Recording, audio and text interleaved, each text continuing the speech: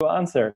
That's why we brought together a couple of esteemed panelists who can share their perspectives on the matter. Just to give you a bit of a background information before we go into the expert presentations. Indonesia basically passed its electronic information and transactions law in late 2016. It was actually a revision of an earlier law that had been passed 8 years before that. But as with information technology, things changed so fast that a revision was needed after only 8 years. So the law is in place. We call it the ITE law. I want to highlight that because some speakers might refer to the ITE law. So it's the Electronic Information and Transaction Law, actually. Same year, in December 16, a circular letter was issued by the Ministry of Communication and Information Technology. And that circular letter, number 5, 2016, has the title that says it all, basically, on limitations and responsibilities of platform providers and merchants in e-commerce using user-generated content platforms. So these are the core documents that we would be referring to when we, of course, there are other regulations and letters, but nevertheless, I would say these are core documents that we need to refer to. And according to these documents, there are certain content that is prohibited in Indonesia, and prohibited would have 2 categories: negative as well as illegal contents. The illegal contents, I would say, is rather straightforward. This would be selling weapons, prohibited drugs, protected flora and fauna, and other things. I guess there won't be too much discussion about this. More difficult is the negative content, because that would include, for example, pornography and gambling, which is already not that easy to say what exactly is pornographic or what exactly is gambling. More difficult is actually when it comes to the fact that provocative content as well as frightening content is also considered negative. I mean, of course, the regulators are aware that this isn't enough, so there's more to it, but you see how this is difficult to delineate exactly what is frightening, what is provocative. Indonesia is, as we all know, is a huge country, diverse in communities, religions, ethnicities, etc. There is conflict, obviously, and so the question would be, what is provocative and what is frightening? When discussing these issues.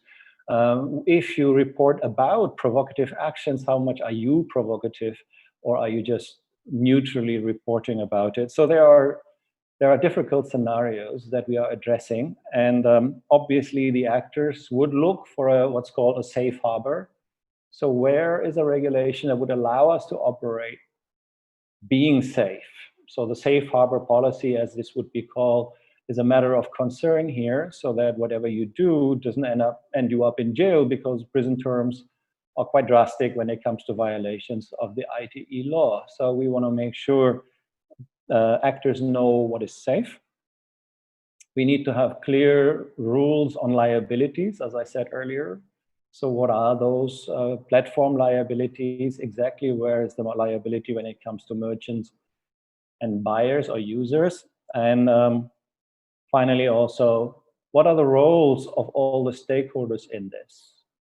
There are various groups involved, and the question is, at what stage should they come in, how they should engage, and what are their roles and responsibilities?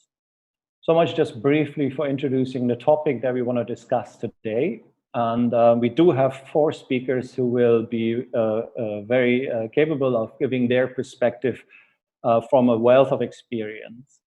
I'm going to introduce each and every speaker a little bit more in detail when it's their actual turn.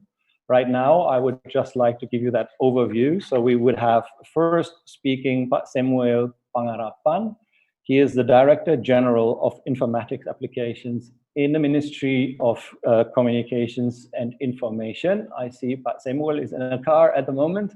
So always mobile and busy, but Semuel has been in touch with the Center for Indonesian Policy Studies a couple of times, and I'm really glad that he's joining us today. After Semuel, we will then hear from Jean-Jacques Sahel.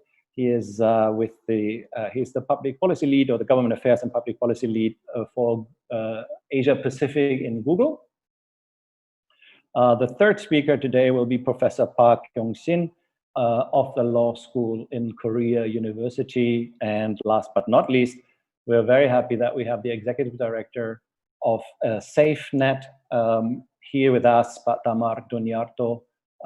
We're looking forward to all four presentations. And as I said, I'll say a little bit more about all four speakers as they get started.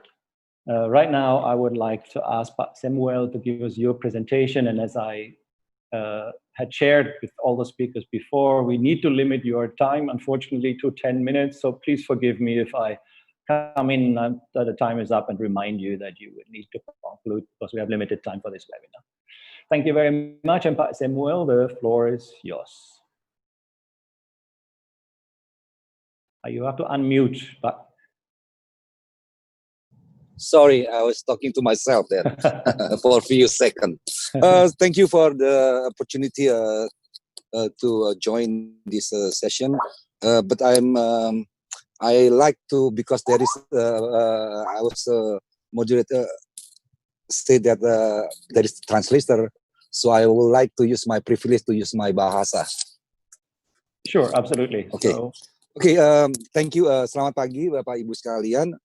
Jadi kalau kita bicara tentang konten, penanganan konten di Indonesia, memang kita mengakui juga yang namanya UGC. UGC ini apa? User generated content.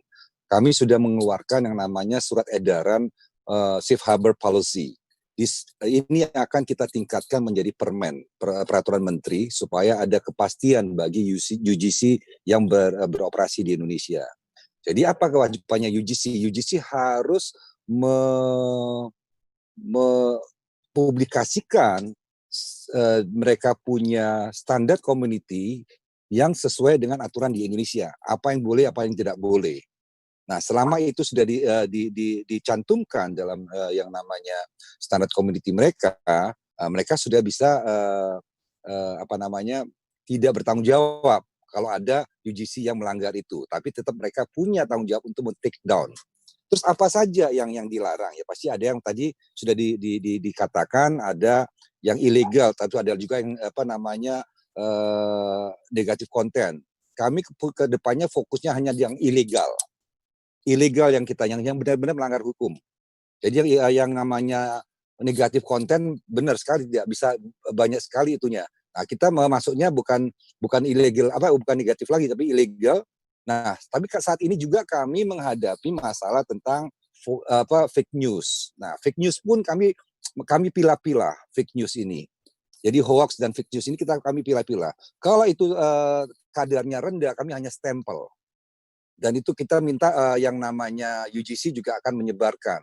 Kita stempel aja ini hoax sambil kita sandingkan dengan yang namanya berita aslinya. Kalau dia itu sudah sampai bermasalah, kita minta take down untuk fake news-nya. Tapi kalau dia sampai bisa menyebabkan keresahan dan public disturbance, itu ada urusannya sudah polisi, bukan lagi di kami. Terhadap konten-konten tadi yang hoax yang bisa berprovokatif dan ada kejadiannya, bisa terjadi kejadian di dunia offline-nya, ada kejadian yang benar-benar meresahkan dan mengganggu ketertiban umum.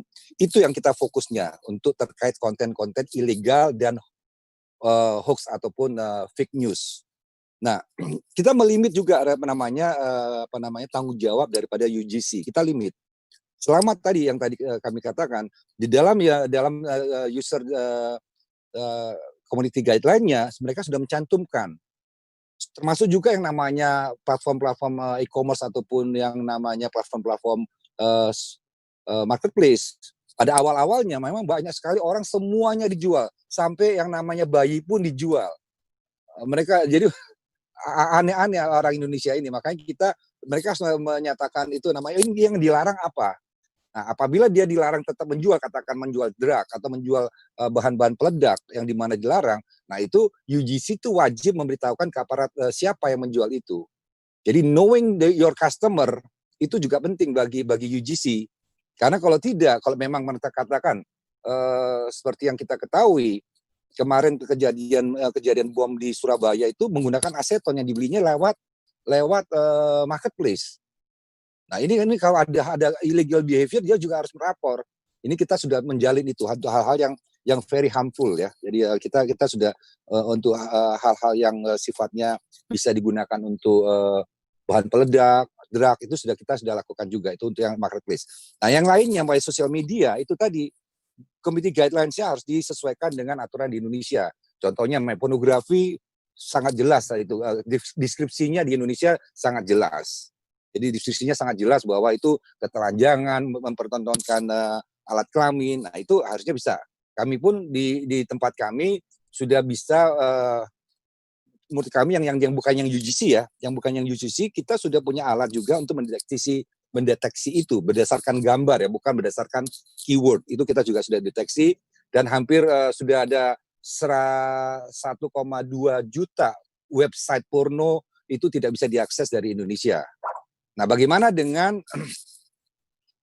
yang UGC? Ya, UGC harus membersihkan lingkungannya dari konten-konten ilegal. Jadi sekali lagi kita fokuskan ke ilegal. Jadi kedepannya tidak ada, dan ini lagi siapkan dalam waktu dekat ini yang namanya Safe Harbor itu juga akan kita tuangkan dalam peraturan menteri tentang penyelenggara sistem elektronik lingkup privat. Itu kira-kira. Nah, dan kami dengan UGC bekerja sama sangat erat. Kami juga banyak dapat masukan dari UGC bagaimana melimit mereka, bagaimana cara kerja mereka supaya mereka juga bisa berinovasi dengan baik, tapi tidak juga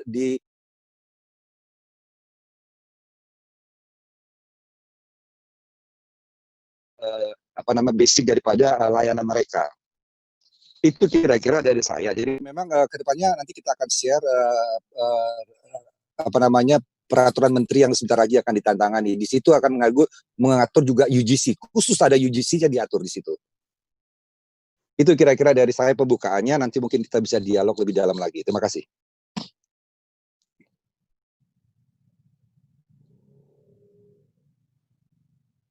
Thank you very much, Samuel. That was very clear and also very helpful indeed. So I'll take away that the ministry is working on a ministerial regulation, and hopefully we'll have a chance later to discuss that in more detail. The community standards of the providers are a necessary tool to have, and your focus on illegal content more than a negative content. Thank you so much for sharing this. And for being very brief, Samuel, so that gives us more time for the discussion later. So we can have more discussion later on. That's right. That's excellent.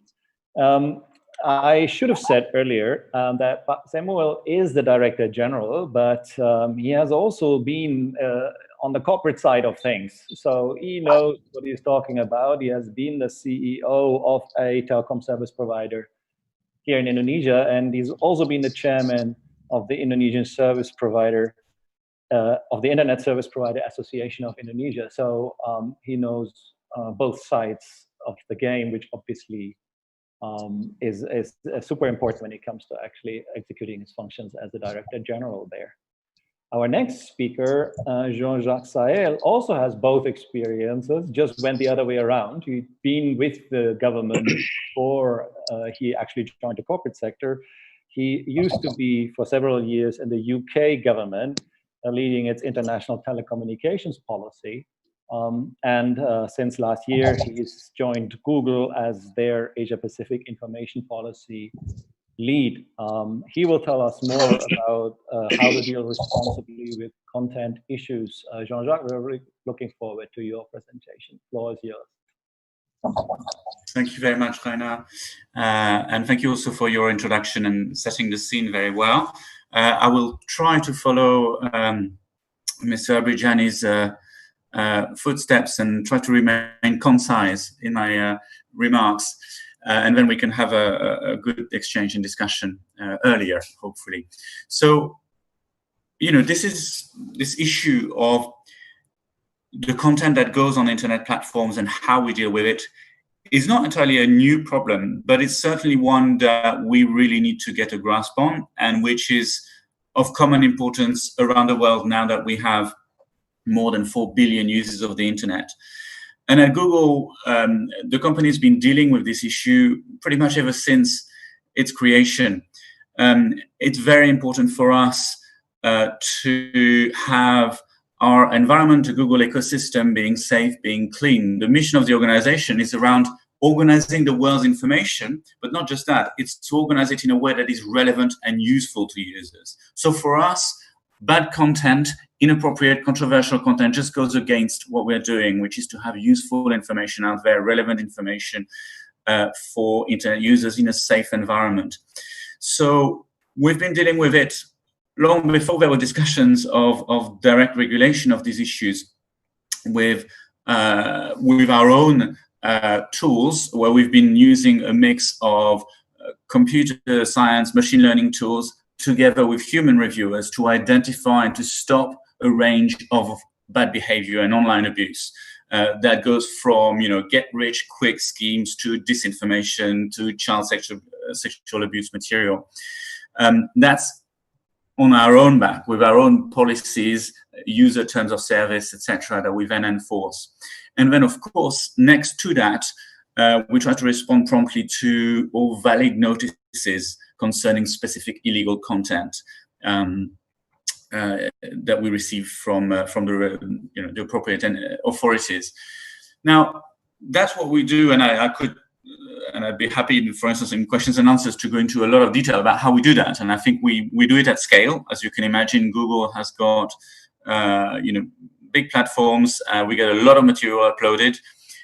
On the positive side, not only do we manage to remove a lot of bad content, but it's also important to note bad content is only a fraction of what is out there on our platforms. The vast majority of what we see on the internet is good stuff. So that's to be kept in mind. But we do have a lot of material still to deal with that is inappropriate. Now, let's move on to thinking about how we deal with it from a public policy perspective. And I think it's important to think about that from the context of policy, not just regulation. Regulation is a tool of policy. And I think we need to look at it in a holistic manner. We need to think about what good, effective regulation we need as a foundation, if you want, for dealing with these issues and for dealing with illegal content. But we also need to think about policy responses more widely. And part of that, just as a simple example, is digital literacy programs. Online safety literacy in particular. And we're lucky that we've been very active in that front in Indonesia. There's a lot of really good initiatives like Be Internet Awesome that you might have heard of, where various trainers go around schools in the country, partner with various actors to talk to a wider public and educate users on how to be safe online. I think that's the sort of other policy tools that we really need to think about as part of our panoply of responses to bad content. So there's only so much that we can do at the regulatory front and sort of going after the bad actors. One of the key things is for everyday internet users to be ready to use the technology, ready to be on those platforms, know how to behave themselves online and to avoid bad content. So that's just on the wider perspective. And now if we move on to regulation itself, so we're active around the world as Google, and clearly this is an issue that is being talked about around the world. There's differing approaches, but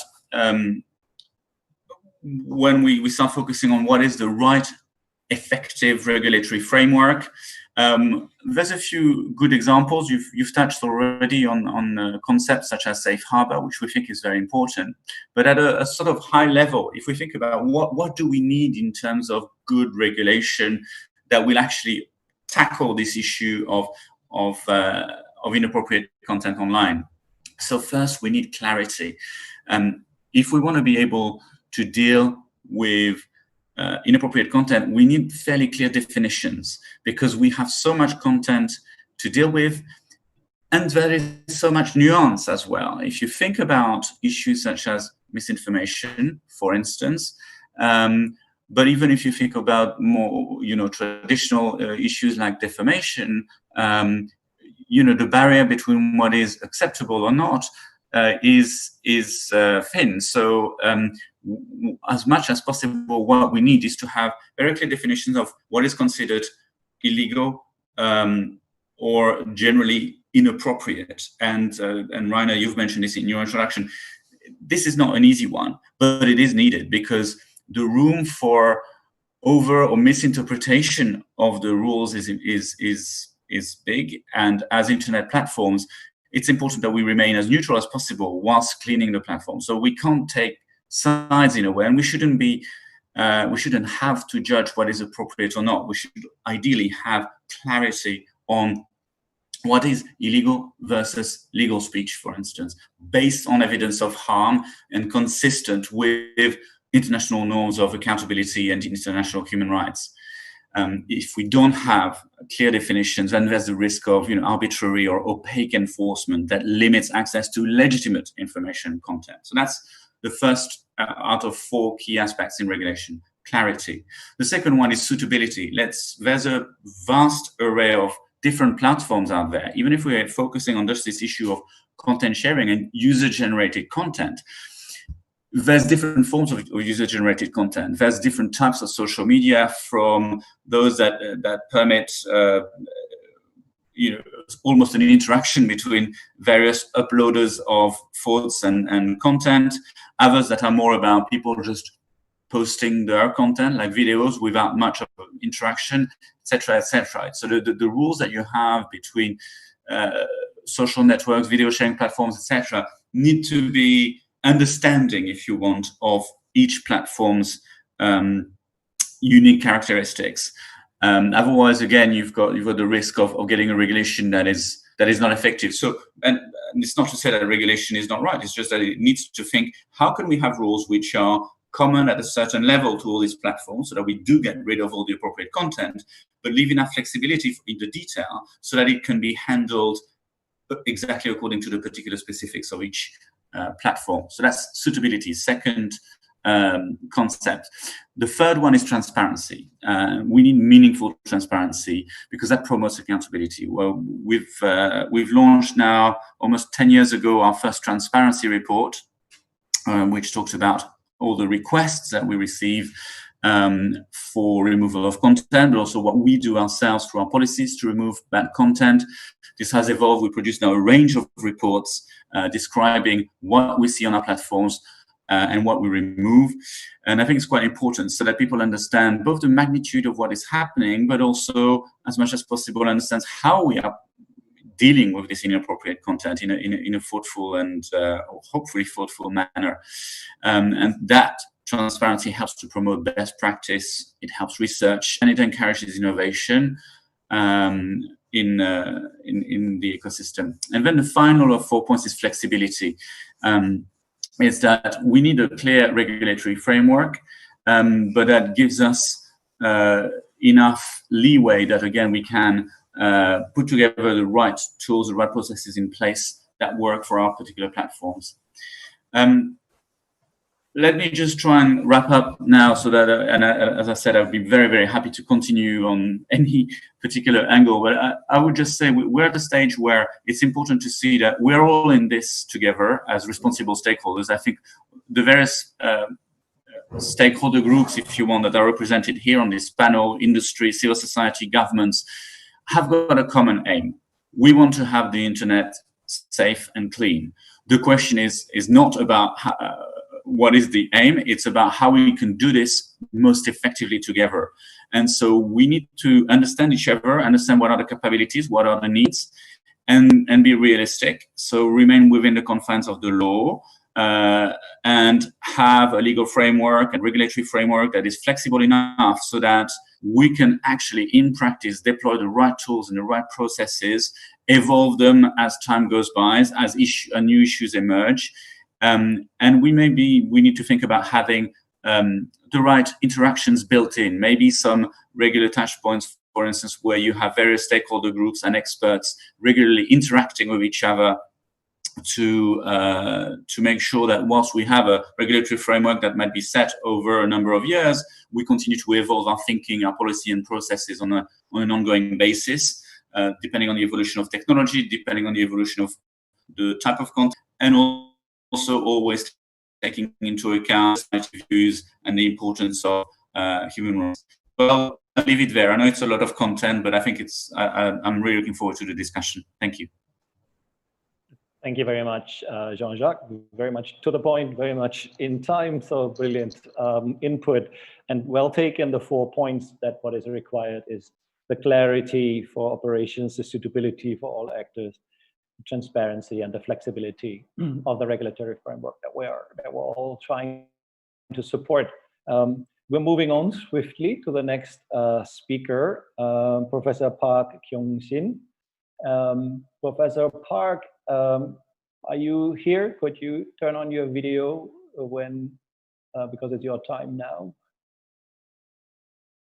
I'm sure he's still here. Yes, good. Yes, I am. Wonderful. I'm ready to go. Professor Park, just briefly, I want to introduce you quickly, which takes a little while because you were wearing a lot of hats and you have been involved in this area for a very long time. So we're very glad that we have you here.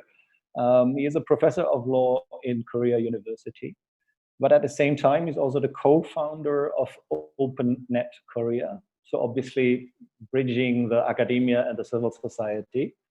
But that's not enough. He's also been, or he is, the executive director of the PSPD Law Center. And the interesting part about that is that this is a nonprofit that would go for impact litigation for free speech, privacy, and copyrights. So I would know that from some American civil society organizations that also go for litigation in order to expand the scope of the free speech, privacy, and copyright. So wealth of experience on the legal side and the academia and the civil society side. And we're very interested to hear from you about best practices for regulating platforms for user-generated content. Thank you, Professor Park. The floor is yours. Thank you. I think that we should be aware of the international standard on liability of platforms, because on the internet, all countries, people from all countries interact with one another through the internet. If the internet is available only for interaction within the country, it would be like waste of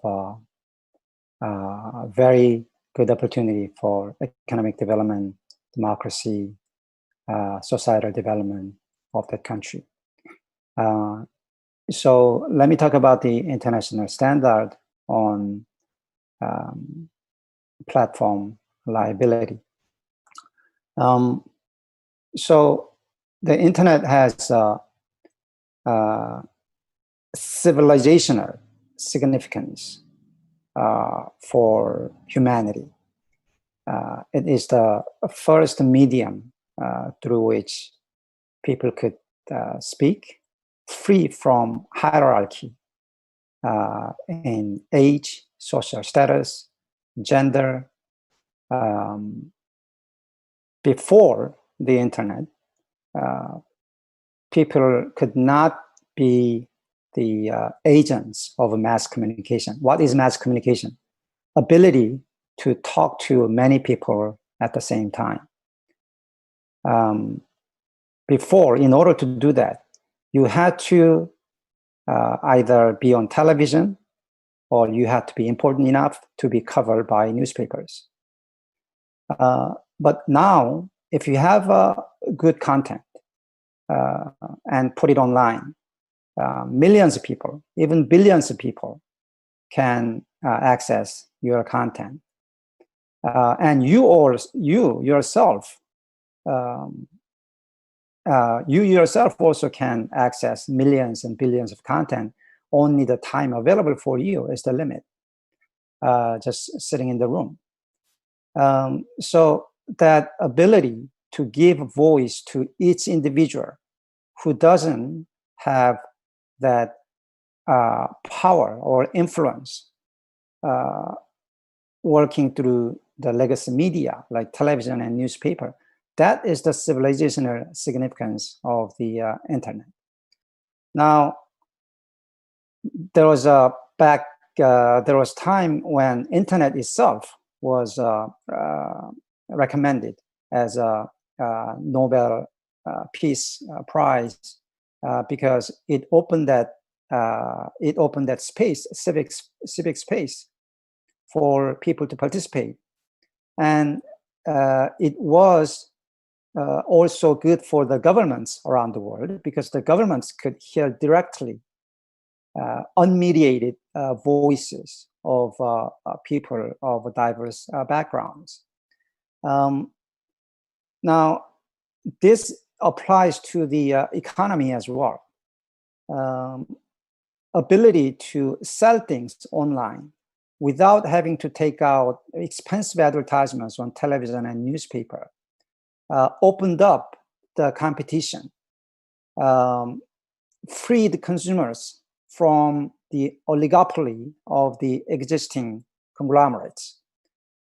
It gave small to mid-size merchants opportunities to compete. That made the bigger players also more competitive because now they could not rely on their marketing budget spent on television time and newspaper space to win on the competition. So how does that how's that translated to international standard on platform liability? Now, intermediaries are not just platform. I mean, there are different categories of platforms, but the most important, there are different types of intermediaries. Platforms, content platforms are only one category. The other intermediary is internet access providers, telcos, network operators. It is also through their physical infrastructure, different data are distributed. I'm making that point, I'm gonna come back to it, because thinking about this, what the European regulators call mere conduits, we call the internet access providers and mere conduits, because they just carry the data without touching it at all. Now, thinking about them gives us an insight on how to deal with platforms as well.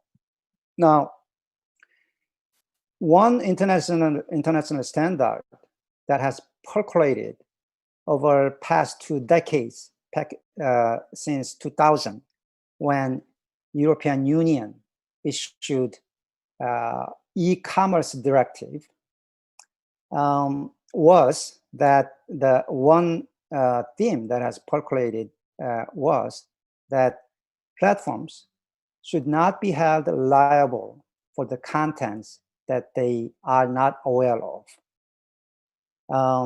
So platforms cannot be held liable for without a knowledge of illegal contents. Now, why not, right?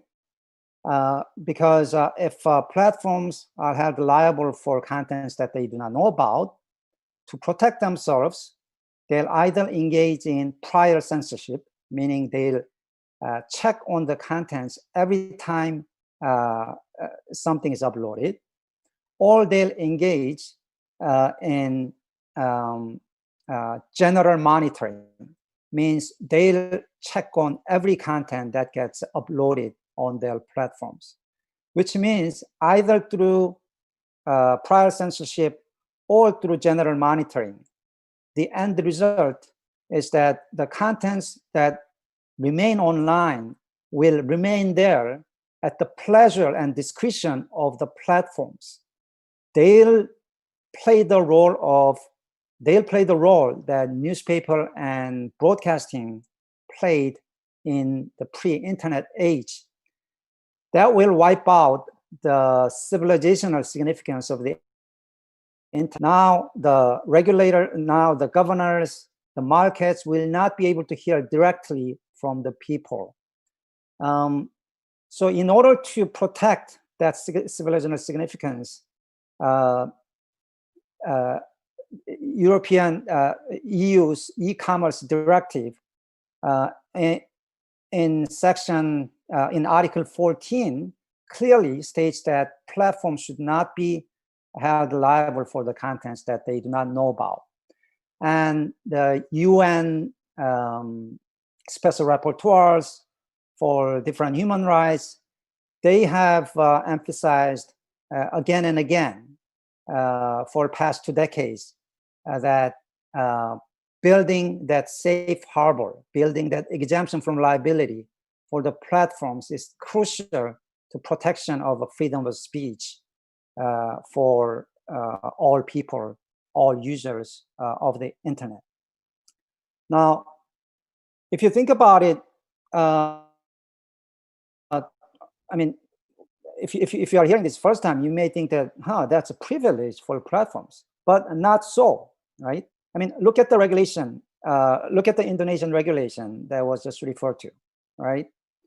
If we are to really press down on intermediaries to govern the content, to govern the online content, why do we not do that on telcos, network operators? They also are the intermediaries, and they can sometimes do even better job of blocking illegal content. Why do we not hold them liable for mediating illegal content? Well, there's a clear reason why not. Because if we start holding intermediaries, if you start holding internet access providers, like telcos and broadband providers or cable providers, they'll start evaluating all the data that goes through their pipes, which will again break down the communicative, the epic communicative function that was to be provided to the internet. How much more time do I have? I was just about to say, Professor Park, that the time is really up. 1 more minute, maybe, to wrap up. Okay, all right, just one more minute then. Now that has been the standard for a long time, but starting about 5 years ago, extreme right or the terrorists also began to use internet to their advantage, and that has shook up a lot of governments around the world. So Germany came up with a network act or social media act that imposed the liability on the platforms for not removing illegal content. Australia followed suit after the terrible bouts of terrorism that happened on that island. The name is skipping my memory. And what is yes, and what is proposed here in the Indonesian regulation is right in that line, actually, in that if the platforms do not remove certain illegal content within certain time limit, it will be held liable. And also Korea had a similar law. Now, these laws on the surface, you may think that do not violate the international standard, because the platforms will be held liable only after the requests are made to the platforms. But in practice, what happens is that even if they know the existence of illegal content, or even if they know the existence of the content, that doesn't mean that they know the illegality of it. So if you if you have this separate obligation, I mean, if they don't take down the content that turned out to be illegal and they knew about it, then there's a general tort law, there's general civil liability that will be applied to platforms anyway. But what these laws, what this German law, Australian law, and this new international regulation are doing is creating this separate obligation for not taking down, regardless of how careful they were. Now, if you are holding liable platforms for not removing the content, for not removing the content that they knew about, but they didn't know the illegality of, then it creates the same dilemma. It creates the same problem of clashing with international standard. Right. My last point is that because of this, just a month ago, June 20th, the French Constitutional Court, now French legislature tried to follow suit, follow the footpath of Germany and Australia, but that law was struck down as unconstitutional for the same reason that I've delineated. And given that, given such international trend, I think that we should revisit the wisdom of the current regulation. Thank you. Thank you very much, Professor Park. Indeed, international standards, as you highlight, are important. We have, in many pieces of legislation, you have decades, if not centuries, of experience in each country. Sometimes you're dealing with colonial legacies that need to be overcome or changed. But in this particular case, when it comes to information law and communication law, then we're dealing with new developments, new issues, and in this, definitely international standards and international experiences are crucial unless every country tries to reinvent the wheel while dealing with the same problems as their neighbors. So thank you so much for sharing this and bringing the telecom providers into the equation as well. We shall not leave them out. As I said, last but not least, our fourth speaker is Damar Juniarto. He is the executive director of SafeNET, which is the Southeast Asia Freedom of Expression Network. So obviously, Damar is a civil society representative. He's dealing with with the consequences of content that is either being put on websites or not allowed to be put on it, as he is fighting for the freedom of expression that includes the digital rights that he has just on his virtual background there behind him. That would, in their view, include the right to access information, the right to express yourself, and also to safety and to feel safe.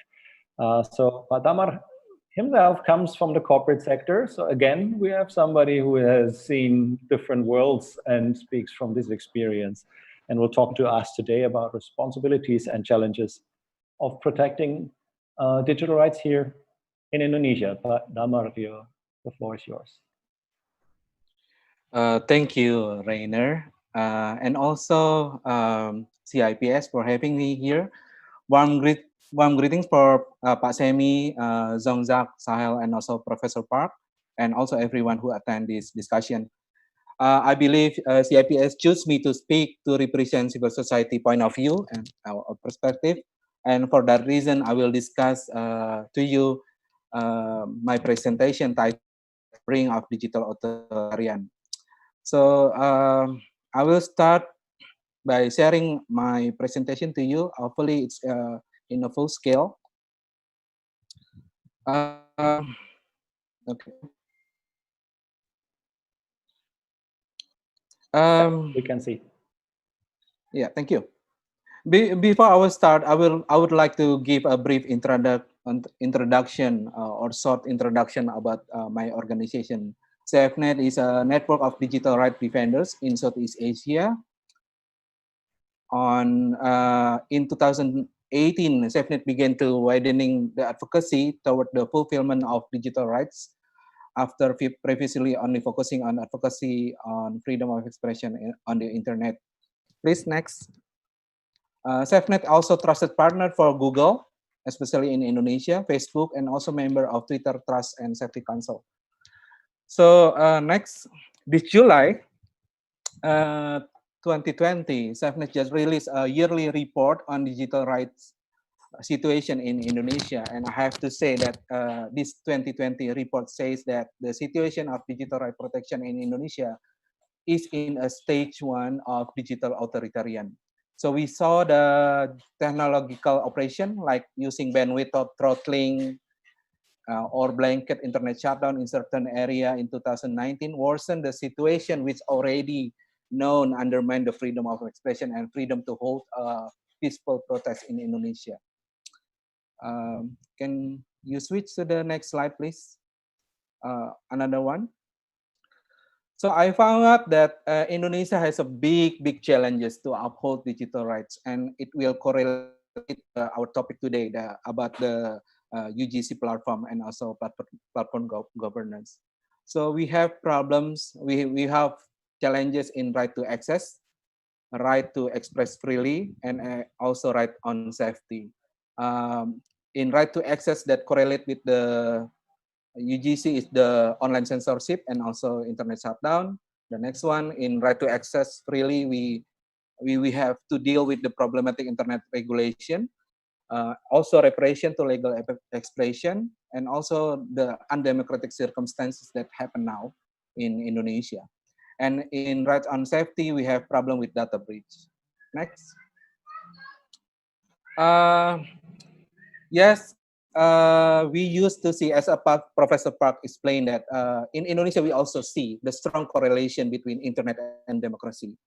For more than 2 decades here, historically, internet is being used since 1994 in Indonesia to help overthrow corrupt New Order regime under Suharto. Digital technology also through UGC platform and other form of technology create digital democracy, an extended space in cyber world to express free speech. In 2014, for instance, we recorded 64 apps and websites that made to contribute to public participation in national election. So during those, I see excellent example how internet have a role of democratization.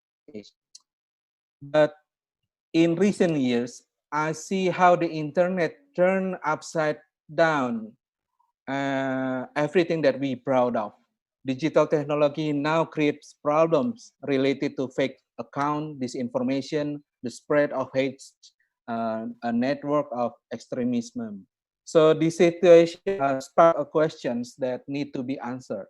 Is it now democracy killed by the digital? Next slide, please. So during our works, I see the problems coming from the rising of bad actors. Jean-Jacques just mentioned about bad behavior, but our focus is on the bad actors, such as online agitators, uses hoaxes, and also doing digital attacks to defeat their opponents.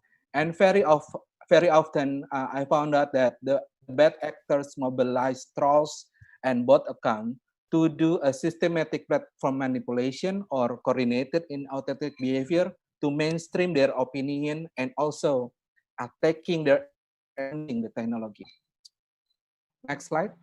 In cases like what just happened in 2017, I saw the extensive use of fake news and mobilization of troll and bot accounts using as their cyber army, the Muslim Cyber Army or MCA, to do the online persecution that begins with doxing, spreading personal information to social media as a way to intimidate targets. And also it also happened in 2019 where key opinion leaders involved and lead cyber amok to attack media outlets like Tempo, The Take, Kompas by giving one score at the app stores, so the leader on the app store will kick out the application. But also they also attack the journalists with doxing, online harassment using the UGC platform. So next slide. Therefore, I understand that we need to protect digital rights and democracy against those bad actors, and we need a strong regulation. But Indonesia have what I call a problematic, but also draconian internet law that we have since 2018 that doesn't have any help to eliminate those bad actors. Even this draconian internet law lead us to undemocratic situation. Why? Because instead of sending bad actors to jail, the law have sent many journalists, activists, and also academicians behind bars for expressing their legal opinion through user-generated content platform. So the threat of digital rights coming from the Article 26, Article 27, Article 28, Article 29, and also Article 40 of Indonesia Electronic and Information Law. And furthermore, just like Rainer said, in 2020, I read draft ICT Ministerial Regulation that in Article 1.5, Article 16, and Article 20, inside the draft, portray the intention of state to overly control the internet, but not using the right due process of law, because all the interpretation based on the government and try to use a fake definition of pornography content that disturb public and create public order, and order UGC platform to do their own content moderation. But on the other side of the table, please next slide, please. On the other side of the table, I see the incapability of UGC platform to do content moderation.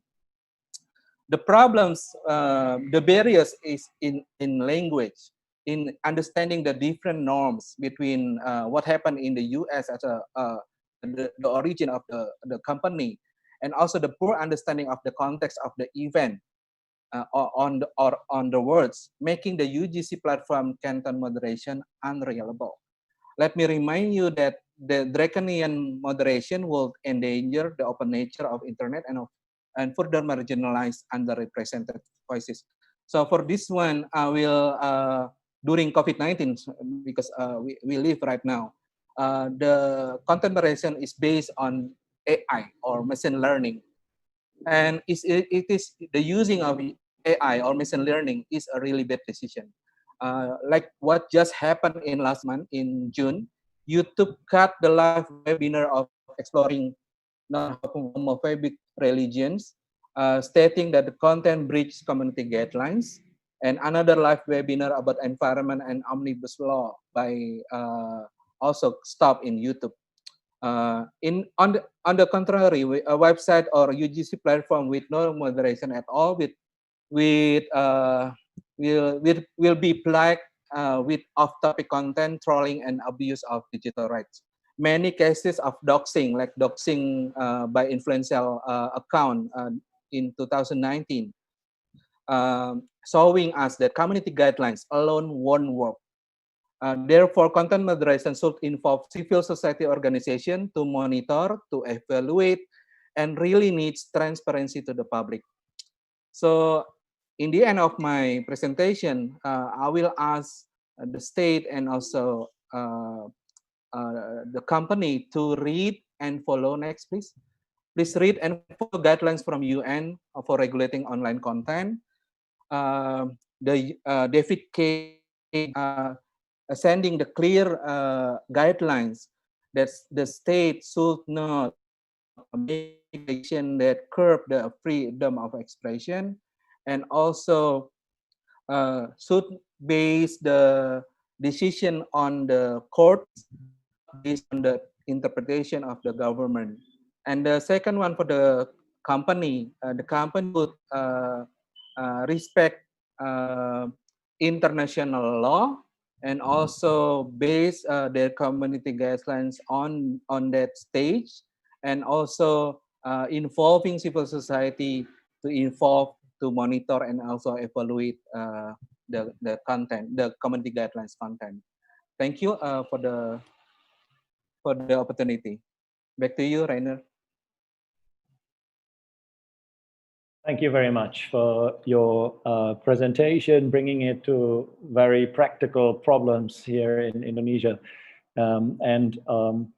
Obviously, there is the underlying question always how to handle freedom versus security. We want to make sure we are free to maneuver, but on the other hand, we will also put security and public security in place, but we might be throwing the baby out with the bathwater if we actually overdo the regulations, so we end up with limited freedom of expression. So well taken, these points. So thank you so much again for all 4 speakers. I think you all gave very concise presentations with your perspectives. We start a little later, so that means we're a little shorter on time for the Q&A. I throw just one question at all 4 of you quickly before there are a few questions that have been raised by the participants. One question to all the speakers is, because that is a matter of concern also for us and the Center for Indonesian Policy Studies, because we're working on giving inputs on the regulatory space here, and we believe that the area of co-regulation might be something that needs to be explored further. So I would like to hear your views on this co-regulation, in the sense that there will be an element of co-creation. Some of you may be aware that Facebook has just issued its white paper on transparency and privacy, which talks very clearly about co-creation rules. So co-creation of public policies, as well as sharing authorities in the enforcement of rules. We see that in Indonesia in the fintech space, for example, where associations would be able to actually set and enforce standards among association members. So co-regulation in the sense of co-creation and sharing authorities in the enforcement, to what extent do you believe this is something that would help improving regulation, and maybe even the specific regulation that Semuel was mentioning is coming up very soon? Could you share your thoughts? I don't have a particular order. Yes, Jean-Jacques, you go ahead. I'll start. I'm sure others will come in.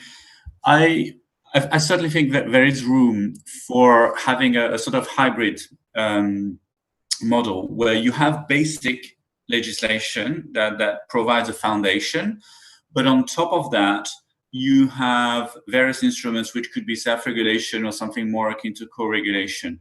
And I think that's actually very helpful when we think about some of the challenges that I've mentioned, like flexibility, like the need to make sure that we can have good results in dealing with controversial content, whichever platform or types of social media we're talking about.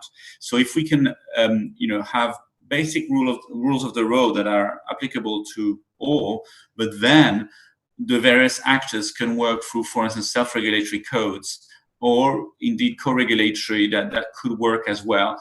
It depends how it's done. There's lots of different models. I think we could get good results. And if we look internationally, I think I saw a question raising international best practice. It's still developing, but we see some interesting examples. So if you look at disinformation, for instance, in Taiwan, which is one of the countries most affected by disinformation worldwide, they're in the top 3, unfortunately, of the countries most affected by the problem. On top of having a number of initiatives amongst the news ecosystem in Taiwan to get ready, to coordinate, to know how to fact check, etc., the internet industry got together and produced a self-regulatory code in autumn last year, basically explaining how platforms would deal with misinformation, what sort of safeguards they would put in place, what commitments they made. And so that self-regulatory code, together with some of the practical initiatives that are happening on the ground with journalists and platforms and civil society working hand in hand, meant that now they've got a really robust approach to dealing with misinformation, and they've been able to deal with the presidential elections at the beginning of the year, which was a fertile ground for misinformation, with COVID, etc. Now they're in good stead, and we're seeing similar proposals elsewhere, where you have this more sort of, you've got the regulator might be involved, but it's industry that's looking at the detail. So you've got that in Australia, for instance, where you've got the Regulatory Authority for Communications, ACMA, now overseeing the process of developing a code of practice on disinformation. But that code is going to be drafted by industry, put out to public consultation, and industry will have some sort of implementing body that will report, I think, annually, probably to the regulator. So the regulator sort of gives a direction, an overall rule of the road, but then leaves the detail to the industry and then reviews it on an ongoing basis with the input of other stakeholders as well. So I think there's definitely ground there, and I think you can get a much better balance and also long-term sustainability, because you don't have to rewrite the law or the regulation every 2 years if you have flexibility given through self-regulatory or co-regulatory initiatives. So I think that's definitely something to think about. Yeah. Thank you, Jean-Jacques. Yes, Damar, Damar. Yeah, my response to the question of the room for co-regulation. First of all, I believe the society able to self-regulate the content.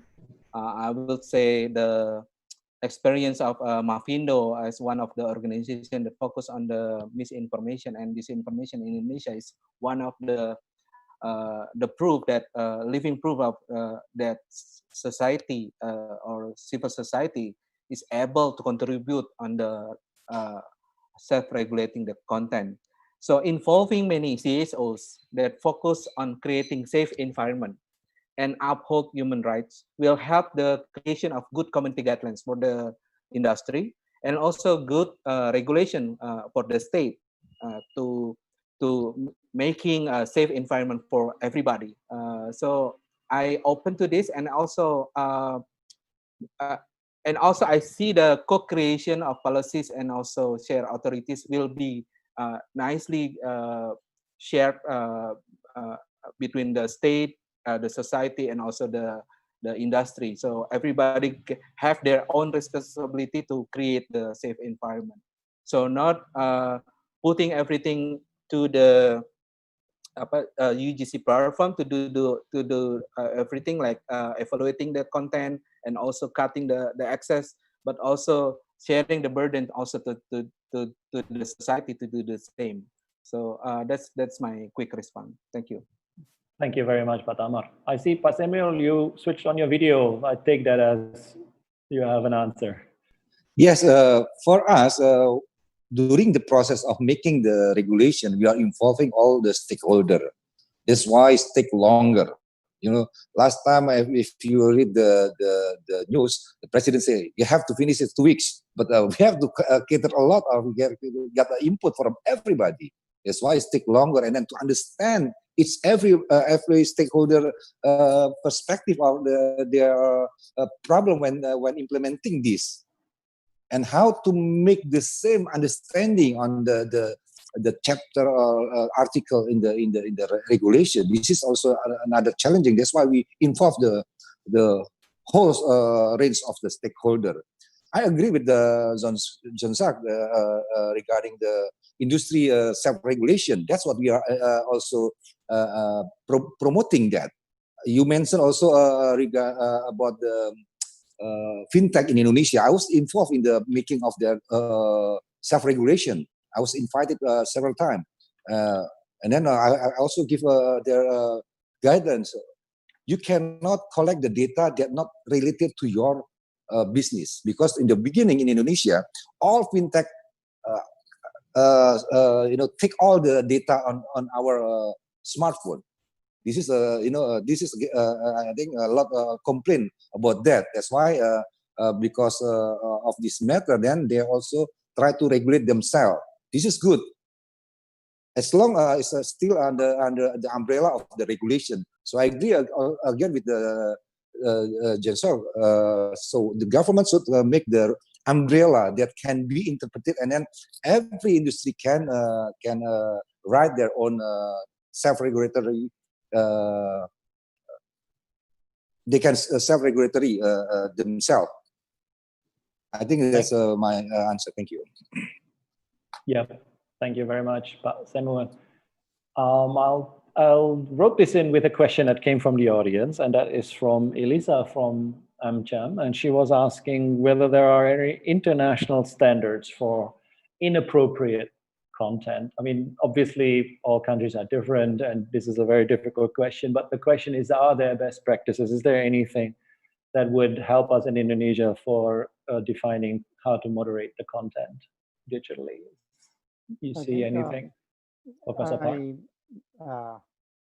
Now, the question from Elisa and also the question from Felipa, they are questions about substantive content regulation, which means the regulation whereby we define what should be allowed and what should not be. So those are kind of questions that are separate from how to involve platforms and intermediaries in moderating and governing those content that we define to be illegitimate. Having said that, I think that it is defining what's inappropriate, defining what is fake and conspiracy and misinforming. I think that can be left more to national cultures. But how the platform should be held liable, I think the society as a whole will lose more if you do not follow international standard there. I think in this scope, I mean, in the same scope, I can even answer another question from Amalia about the fact that most popular platform in Indonesia are foreign. Well, in the internet, everybody should have freedom to choose its own his or her own platform. Indonesians should be able to choose a Russian platform for mediating our content, but should also have to choose Indonesian platform for disseminating her messages.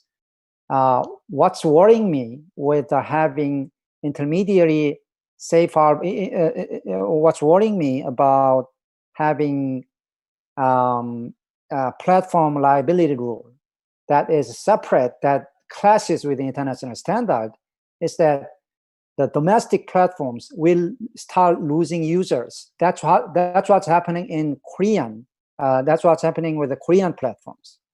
Over time, the Korean platforms are losing out of competition against foreign platforms.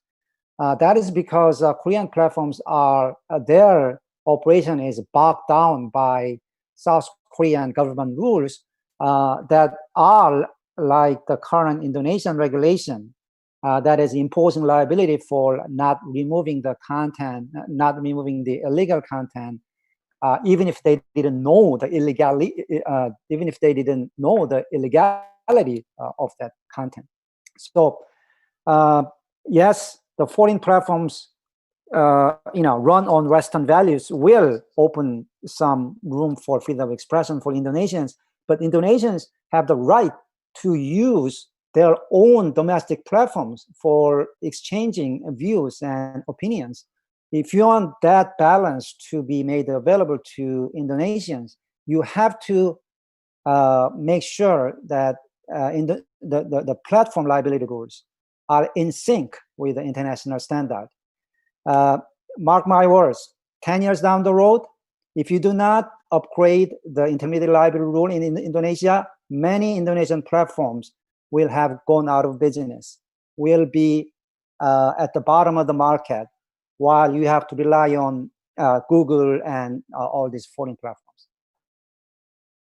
Thank you, Professor Park. Wow, I'll take that as a closing remark. Actually, we're up at our time, but this was a very good way of summing everything up, because we're all just economy.